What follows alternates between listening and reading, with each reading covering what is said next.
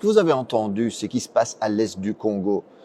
Ça peut paraître loin, mais savez-vous que l'Europe y joue un rôle direct et mortifère? Alors commençons par le début. À l'est du Congo, au Kivu, la frontière avec le Rwanda, la guerre a causé environ 6 millions de morts. Certains estiment d'ailleurs que la moitié de ces morts seraient des enfants, imaginez-vous. Alors aujourd'hui, on parle surtout du groupe dit rebelle du M23 qui déstabilise la région. Et en fait, avec l'aide du Rwanda, ce groupe occupe aujourd'hui une partie du territoire congolais. Et le rôle du régime rwandais est fondamental.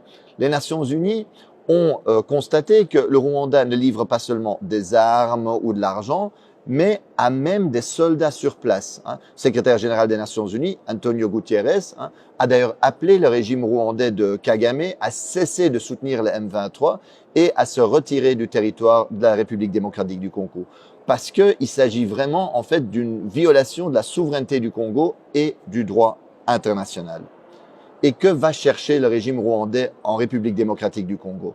En fait, cette région est hyper riche en minerais. Ressources naturelles, notamment le cobalt et le coltan, ce sont des minerais essentiels pour les multinationales européennes qui servent entre autres pour les smartphones, les batteries, mais qui sont aussi utilisés dans l'industrie de la défense, dans la transition verte, l'aéronautique. Et donc le Kivu contient 60% des réserves mondiales de coltan à lui tout seul. Imaginez-vous l'importance stratégique de cette région. En d'autres mots, la guerre, les massacres, la déstabilisation à l'est du Congo arrangent bien ceux qui veulent voler les richesses naturelles, les matières premières du Congo. Et sans surprise, un groupe d'experts des Nations Unies a constaté qu'en 2023, le Rwanda a enregistré une hausse sans précédent de ses exportations de coltan, une augmentation de 50% par rapport à l'année précédente.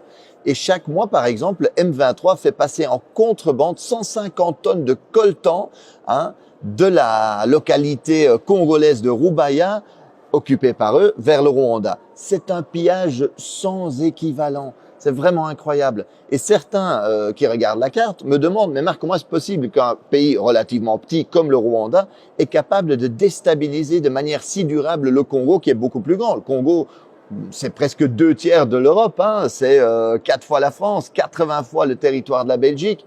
Ben c'est qu'évidemment, ce n'est pas que le Rwanda, ce n'est pas qu'une question entre Congo et Rwanda, c'est que le Rwanda reçoit le soutien de l'Occident, des États-Unis, mais aussi de l'Europe. Chaque année, l'Union européenne offre par exemple des dizaines de millions d'aides à l'armée rwandaise. La Pologne a même promis toutes les armes, toutes les technologies militaires dont le régime aurait besoin. Et dans le cadre du programme Global Gateway, l'Europe a promis des investissements de 900 millions au Rwanda. Et cerise sur le gâteau, en février 2024, l'Union européenne a signé un protocole d'accord privilégié sur les matières premières avec le Rwanda. Et cela tandis que nous savons que le Rwanda va voler des matières premières au Congo. La Commission européenne, en fait, a été signé cet accord et a encouragé le Rwanda à piller, à intensifier le pillage des richesses congolaises. Regardez bien la chronologie. En fait, en février 2024, la Commission européenne va signer cet accord sur les matières premières avec le Rwanda.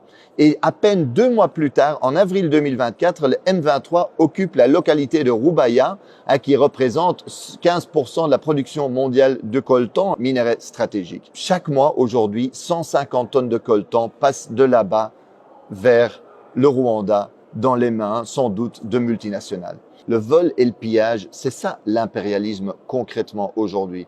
Et d'ailleurs, il y en a qui rêvent d'occuper durablement l'est du Congo en coupant le Congo en petits bouts. C'est ce qu'on appelle communément la balkanisation, pour mieux voler les richesses et les ressources du Congo au profit des multinationales occidentales.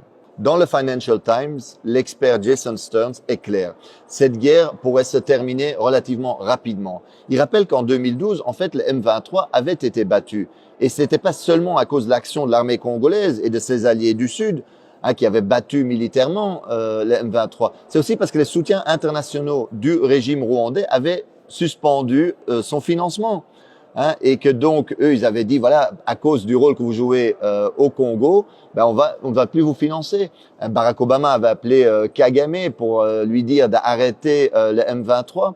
En d'autres mots, si l'Occident aujourd'hui ne sponsorisait pas cette guerre, elle pourrait prendre fin très rapidement. Et on pourrait éviter, on aurait pu éviter déjà beaucoup de ces morts, beaucoup de ces victimes innocentes aujourd'hui en Congo. L'impérialisme aujourd'hui, le vrai visage de la politique étrangère et commerciale européenne en Afrique, c'est ça. Et quand la Russie envahit l'Ukraine, l'Union européenne parle du droit international, à juste titre. Mais quand son allié rwandais viole la souveraineté congolaise, commet des massacres, elle soutient. Comme quand Israël occupe la Palestine, le Liban, la Syrie, l'Union européenne se range du côté de l'agresseur. Alors aujourd'hui, faisons pression sur les dirigeants européens parce que ce n'est pas acceptable que l'Europe joue ce rôle-là. Alors il est possible aujourd'hui de faire pression, c'est nécessaire pour que l'Europe arrête sa complicité avec les crimes sur place. Alors envoyons un message à Ursula von der Leyen, présidente de la Commission européenne, ou à la ministre des Affaires étrangères de l'Union européenne, Kaja Kallas. Envoyez-leur un message par les réseaux sociaux, envoyez-leur cette vidéo-ci. Et en plus, mobilisez-vous dans la rue parce qu'il faut mettre la pression sur nos gouvernements aujourd'hui.